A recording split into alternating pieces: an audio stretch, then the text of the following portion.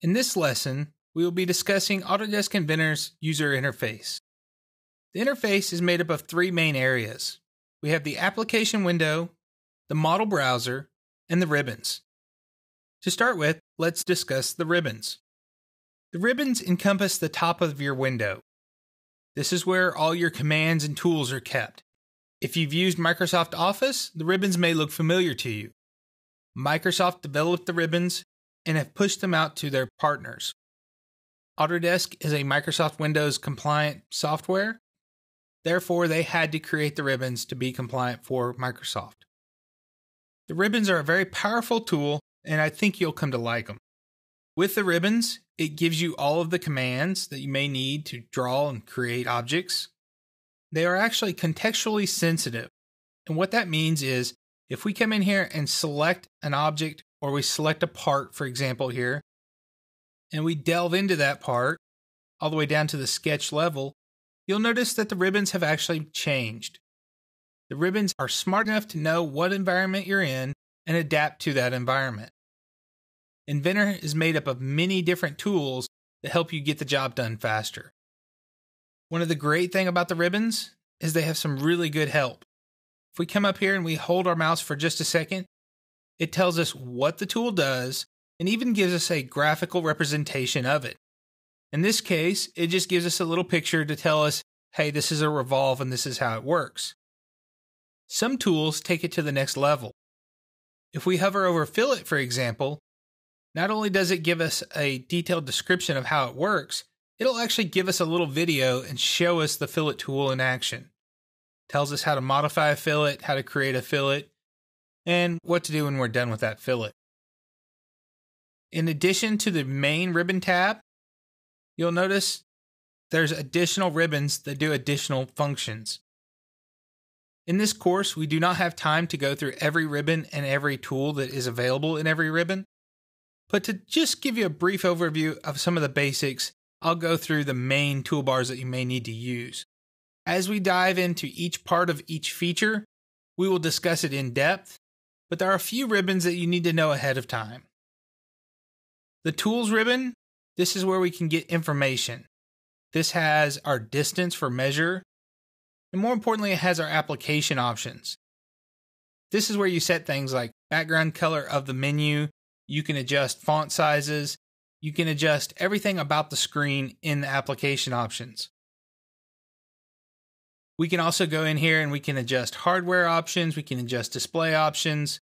There's a lot of information in here that allows us to adapt Inventor to our needs. I'm not going to go through every window once again, but I just want you to know where it is if someone else tells you to go there. The next tool is Document Settings. This is important because this is where you set your units. This is how we determine if it's metric or imperial. This also has some information about modeling dimension display. We'll get into more detail later on. The next ribbon tab is Manage. I told you you could adjust your background color in the Tools tab, but in the Manage tab, we can actually adjust the color of the part. This is where we have our styles and we can go in and edit our different materials. Inventor comes with many materials already built in the box that we can do many different things with. But for the most part, this is where you'd go if we needed to modify it. Once again, I'm not going to get into detail in this lesson, but later on we will go into the styles a little bit more. The next tab is the Views tab. This is what gives us the display of our current object. We can set things like shadows and reflections and ground planes, and we can get into quarter and section views later. The Environmental tab, what this does is this allows us to go into different environments. This is where if you have Inventor Pro, you can go into stress analysis. You can go into the Inventor Studio tool that allows you to do photorealistic renderings. We can do different levels of analysis. We can convert it to sheet metal. We can manage our different add-ins. If you have a third-party add-in, this is the tab you would add to it. Next tab is the Getting Started tab. This is where we can get back to our welcome screen. This is a very powerful screen that comes up when you first open Inventor. This has our recent file, our new open. This also has some very good interactive tutorials and skill builders. Takes us out to the internet and go out to Autodesk Exchange, possibly 360 if your company uses that. There's some very powerful tools in here. At the same time, if you don't want the screen to pop up and bug you every time when you open Inventor, come down here and uncheck this display at startup. Hit close, and it'll never come back and bug you. For whatever reason, if you need to come back to it, you can come up here and click welcome. On the screen, you will also notice some additional tools and tutorials that may help you more in the future. If I come back to the assembly level, we'll notice that my tab changes to the assembly tab, and we have my assembly level options. Some options are the same, some options have changed. We now have things like Content Center, Frame Generator. We have the assembly modeling tools. We have the inspect tools that allow us to analyze and measure parts. As we go through the different tabs, they adjust for the different environments. Up at the top, we have the quick access toolbar. This toolbar is always there. What this allows us to do is start a new drawing or a new model, or allows us to open a model or assembly or part. We can save. You have your familiar undo, redo. We have our update, and I'll explain what this does later. We have our selection tools. It allows us to control what we select. Then we have some material handling and appearance tools that I'll get into later on. And the last thing with the ribbons is we have what I call the big eye. This is what takes you into the old file menu. This is where you have your regular new open save. This is where we can export.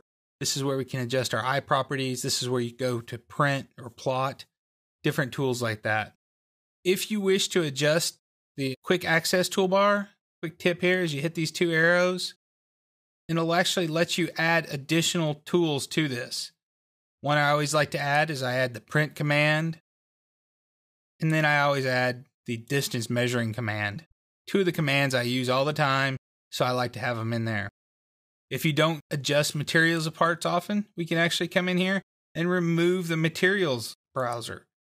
We don't necessarily need to have all the materials and material browsers all appear at the top if we don't use them. So quickly I can come down here and adjust how I want something to look and turn off the tools that I no longer need. The next area we're going to discuss is the model browser. What this allows us to do is have a history of this part. What makes Inventor so powerful is that it's a parametric modeler. And what that means is Inventor remembers how you create parts. It remembers design intent. The design intent is how you wanted something to be created or modeled. If we come into this part, for example, this shackle, I can actually come in here and edit the fillet down here to whatever size I need it to be. Change it to, say, 0875, hit OK, and it updates that fillet. In AutoCAD, I would have had to draw a sketch and revolve or sweep it around and recreate some kind of solid to be able to modify that. Inventor remembers how I created it and allows me to change it in the browser. I can also find parts in the browser. So, for example, if I come back to the back, or I don't know where a part is, I can right-click and I can say Find in Window. It'll highlight it for me. If I needed to see this inner part, I can turn off the outer case. So now I can see the inner case. I can actually go into sub-assemblies if I need to, turn off bits and pieces, add bits and pieces. All this is done through the model browser. The model browser has different icons for different tools. You'll notice that we have a part here, and I can tell that because this icon is a single part. We have an assembly, which to me looks like a little stack of Legos with the blue one on top. And this tells me that that's an assembly part. I come down here, I have a part, but it's a sheet metal part. It gives me a little bin there. And it gives you all your different part types based on these little icons. Pay attention to what these icons are. As we go on, we'll discuss them a little bit more in depth. The browser actually changes to your environment as well. As we come in here and edit or modify parts by double-clicking on them in the browser, you'll notice my ribbons change at the top, but then my model browser also changes to the left and highlights what I'm working on. Makes it very easy to get back to the correct part. If you have multiple parts that look very similar, sometimes it's hard to figure out which part it is in the browser you're editing. This allows you to quickly visually see what part it is that you're editing. Lastly, but certainly not least, we have the application window. This is where all the magic happens. This is where you actually create your geometry that will become your part. Inside this window, we have some very basic options that allow us to do some very powerful things. To start with, we have a UCS. AutoCAD users, don't freak out. This UCS is nothing like the AutoCAD UCS. This just lets us know which way is up. Think about it as marking a box as this way is up whenever you're working on something. This just tells us, hey, that this is the X, Y, and Z direction. This is not the UCS. We do not have to modify it. It just gives us a quick reference to let us know where we are in time and space. We also have some visualization tools over here that allow us to rotate, zoom, pan. We'll get into that in another lesson. Down at the bottom, we have the status bar. What this is as I go through different options, it'll come up here and ask me what I'm doing. But down here, it's kind of like the AutoCAD command line. It's telling me to select components. It's asking me for input. This is where we go when we get lost to know what to do next. Inventor's telling me down in the bottom left-hand corner that I need to select components.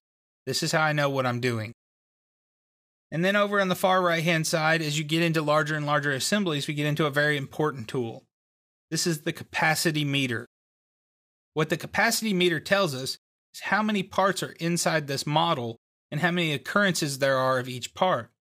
You'll notice if I hover over this, it tells me there's 22 open documents in this session, but there's also 22 total occurrences. If I were to drop, say, this combo assembly in here, I'm not adding additional files to my model, but I'm adding additional occurrences. Inventor works on a file hierarchy system, meaning that if that file is in there more than one time, it doesn't add all the extra overhead of adding another file every single time. It just adds another occurrence of it. This is how Inventor is so powerful and uses so little memory. So the more of these combo assemblies I add, you'll notice the more occurrences I get, but I still only have 22 open documents. What that means is you can open some just huge assemblies and not have to have some giant supercomputer from NASA to be able to do that. The last thing we're going to talk about the user interface is the help. Up at the top, we have the box for help. Inventor will also go out to the internet and look for help. By default, Inventor's help is internet-based. You can download the help files to your local system. If you don't have access to the internet, you can get your IT guys to do that for you. We also have the communication center where we can get information back on product updates and announcements. And then we have the standard help commands. This is where we can do what's new, shortcuts, and learning tools, where we can get support from Autodesk. And also, if you have a network license, this is where you can go to check it out. The help is very powerful in Inventor. I greatly encourage you, if you get stumped, use the help. So in this lesson, we discussed the application window where we create our geometry, our model browser where our history is kept for our parts, and the ribbon interface.